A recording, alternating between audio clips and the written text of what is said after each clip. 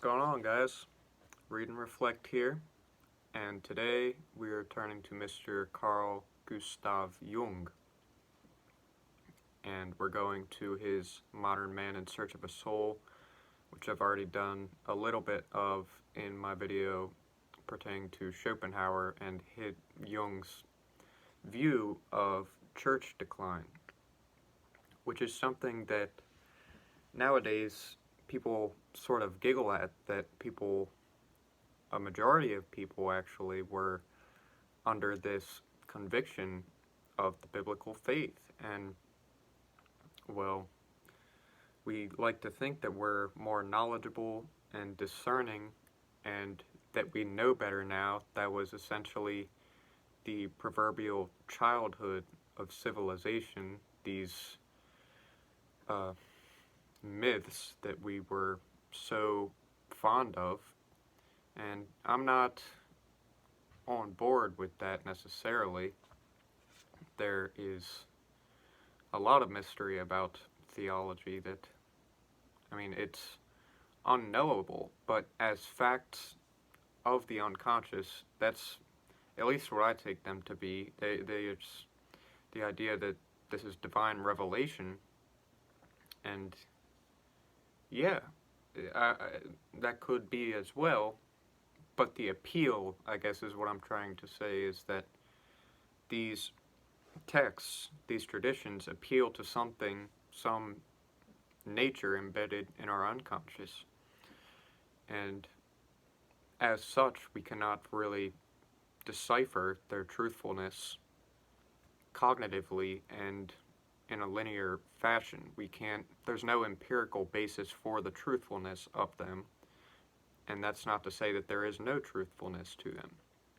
And Jung was somebody who saw these traditions in decline, and this is very concerning because all of us, at some point, are forced to reckon with ourselves as individuals, and that, as Jung and Rilke and several people have said, we are all terribly alone in a very real way. We have people around us for the most part, but it's really, we come into this life as our own universe, essentially. We have this vast inner world that can go in so many directions, that's always in flux every day, all the time. And we don't know how we're going to feel in 5 minutes from now. Some people struggle with the thought of suicide every 20 seconds. And this is where the decline of church and tradition is so concerning, because before we were so trusting of these outside forces, and all of us need more or less guides. And this was probably the most radical form of mentorship and direction.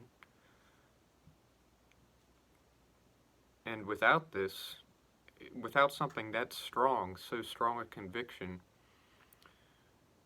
people can easily sway themselves into thinking they shouldn't live at all. And so Jung made this book as a kind of consolation and very generous offerings of a very wise man who shed some light into what he knows about psyche and how to deal with psyche, which is something that we all must do, and it's not easy at all.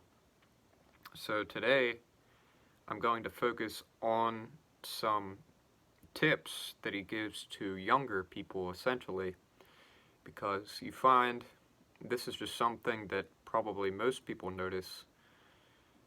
You find people who grow old and they are plainly dissatisfied with the life that they've led, and they're nothing but bitter and acting like children all of the time. And so this is his way of kind of instructing the young so they don't get to that when they reach their elderly stage.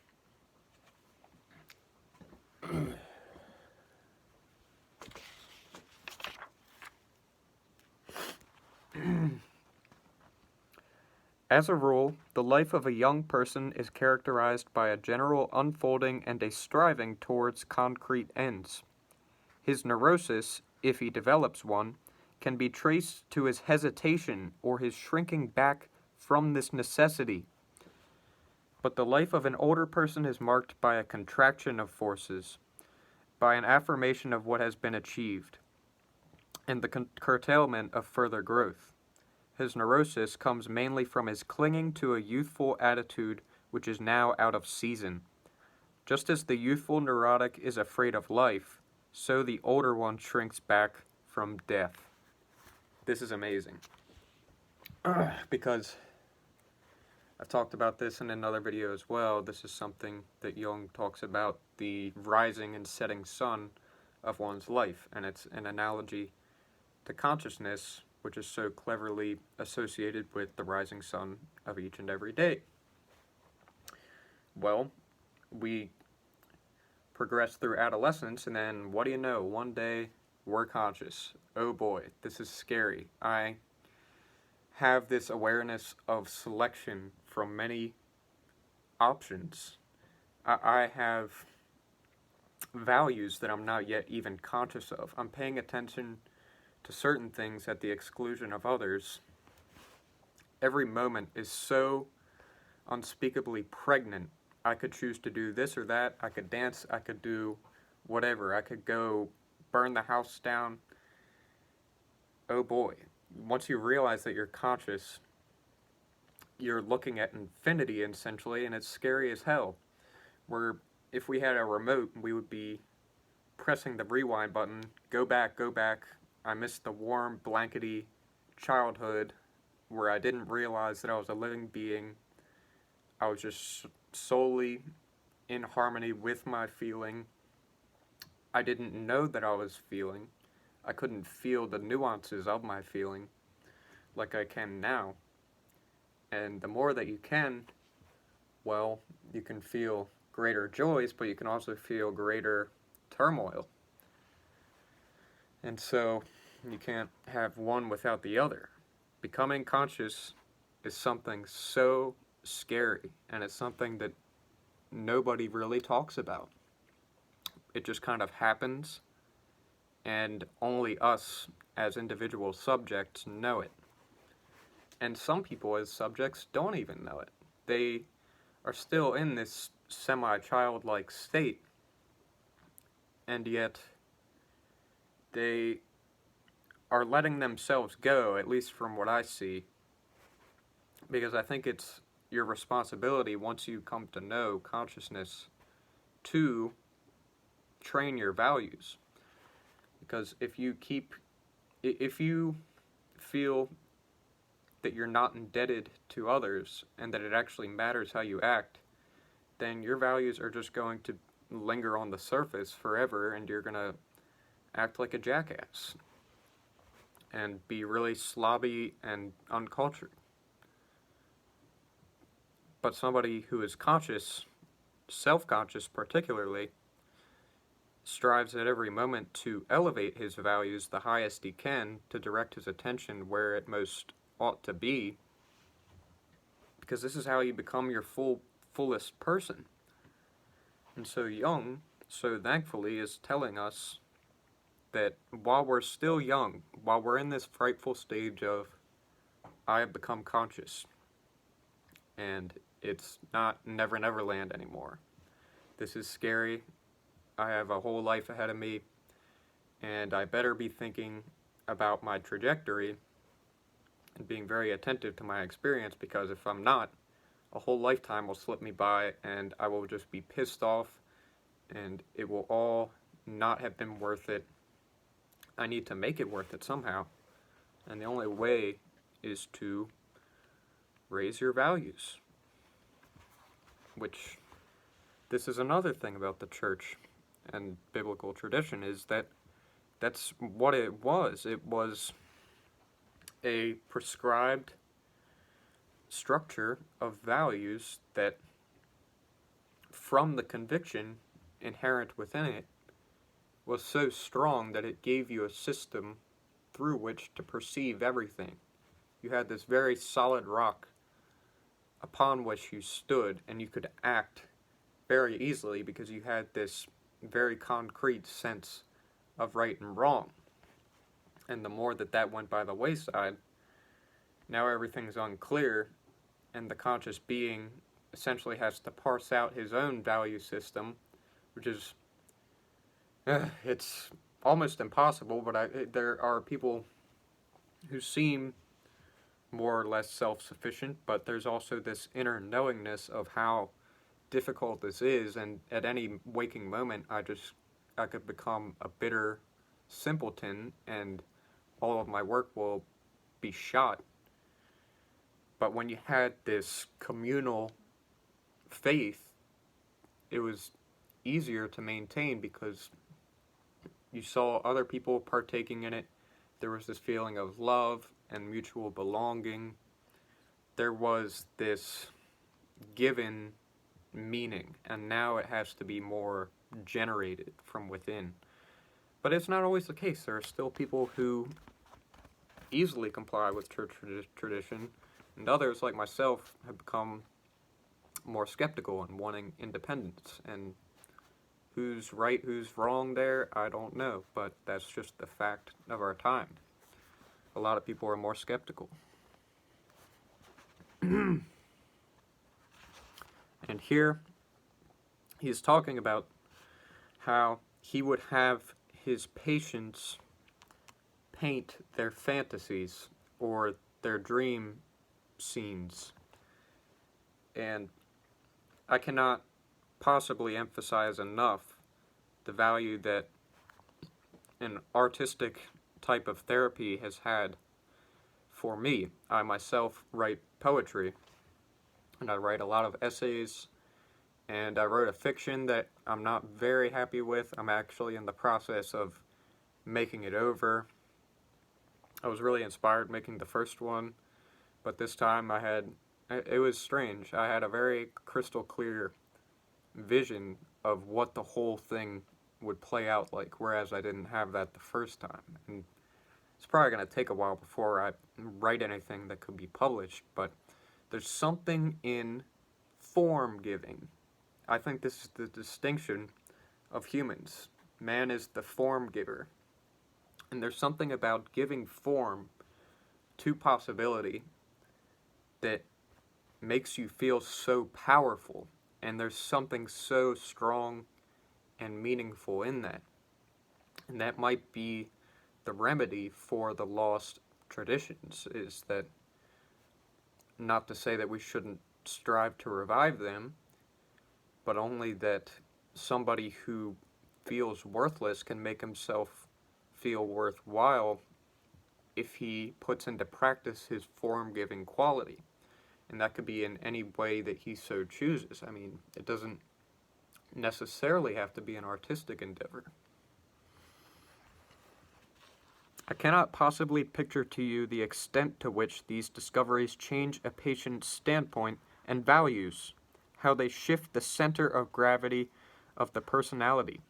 It is as though the ego were the earth, and it suddenly discovered that the sun, or the self, was the center of the planetary orbits and of the earth's orbit as well. It is highly important for a young person who is still unadapted and has as yet achieved nothing to shape the conscious ego as effectively as possible. That is, to educate the will. And it's this, you need to have something that you're working at. You look at all natural life, all of it works towards something. And another thing that distinguishes man is precisely our self-consciousness, and thereby we can stagnate because we get so caught up in the thought of our self-consciousness of manifold possibility that we refrain from choosing anything at all, like Dostoevsky's Underground Man. And that's not a natural way to be at all. And so we need to restore the vigor of our nature, and this means working at something. Ex fructibus eorum cognoscetis eos. By their fruits you shall know them. we need to discover what our fruits are. And like I said, this doesn't necessarily have to be anything artistic, but there is this need of vision, of I have some particular quality or set of qualities about me that can serve a definite function in the outside world that will manifest and affect the lives of others or affect the natural world in any way. And this, I think, is the pinnacle, the ultimate thing for man to strive for. There are people who maybe don't even necessarily give form to anything per se, but maybe are good at relating to people and can listen well to people. And that is definitely fruitful, because I think all of us know too well that most people are afraid and certainly unwilling to hear our inmost pangs and dreads. This is something that most of us keep to ourselves, and I mean, it's hard to say whether it's good or bad, but I mean, I certainly don't want to be talking to people about how devastating life can be sometimes, but sometimes it's needed. This accumulates within us, and we attain to this severity of knowing of our existence, of just how wild this life is. There's so much possibility, and that is overwhelming in the highest degree. And so you need something to help you match that level of chaos. Otherwise, it just overrides you and drives you nuts.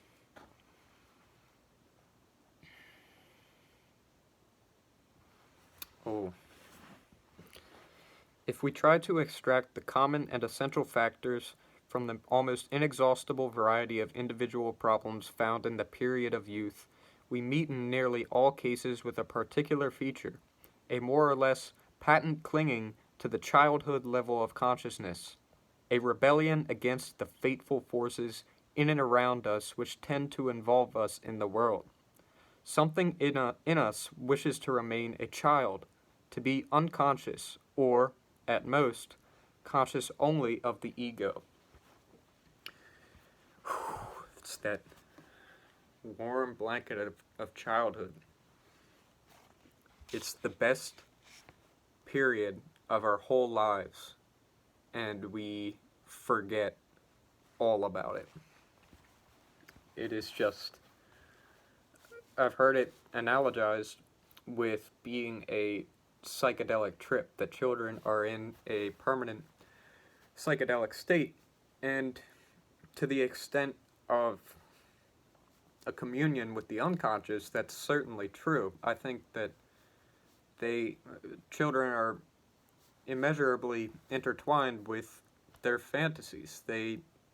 That's all they can give expression to. They're just in this play all of the time, and play is a very unconscious force.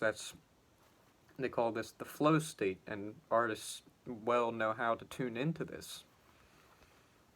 And yet there's something about the psychedelic state which is all too conscious. It is that embarking into the depths of our psyche, but it's the knowing that you're in the depths, and you're totally overcome by the fantasies, and it's even more than that. It's more real than real, whereas in childhood, you're there, but you don't know you're there, and you still see other people to a degree, but it's this very loose and uncritical movingness. And we all want to get back to that, and it's something that we know it and we don't know it at the same time. We don't say to ourselves, at least all the time, sometimes I have said it, oh, I want to go back to childhood. And yet, almost, if you just pay attention to yourself during the day, when you're getting all riled up and boiled up inside, it is this aching to be back where that wasn't felt. I mean, we still got rageful as children, but we didn't have this inner vision of our rage. We didn't perceive it really and feel it to its inmost core. But once you get older, and especially more sensitive types, it's just the most undeniable thing there is. It's this, you just feel wronged because there's just this terrible feeling inside of you.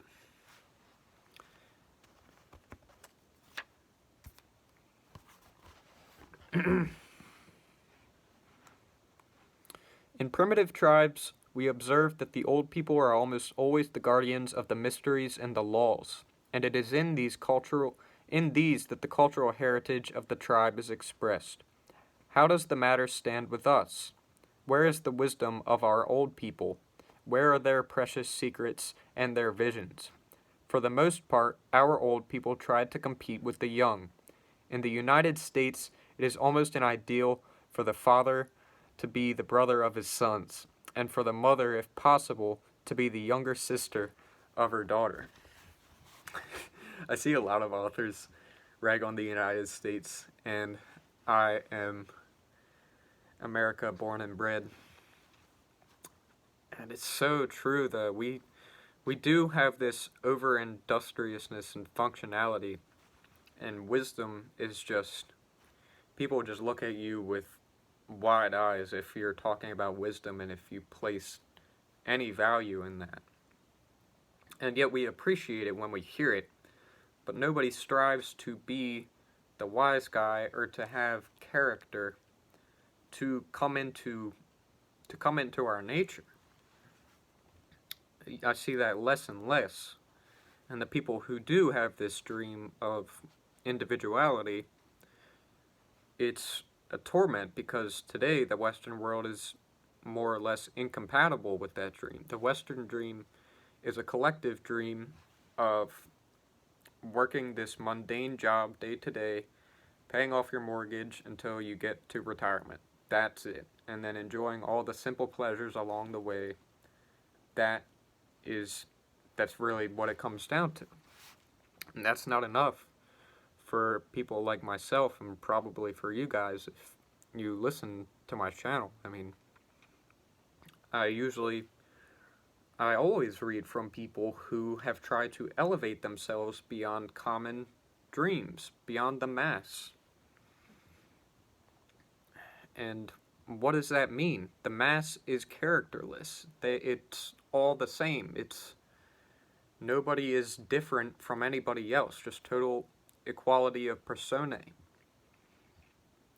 And I'm very interested in eccentric and individual, unique people who have went into themselves, looked inside themselves, and have come into contact and harmony with their personality and have built upon it, because I said it in, I think it was one of my Nietzsche videos, that reading him, you get that most of us are under the supposition that we are states, when in reality we are continents.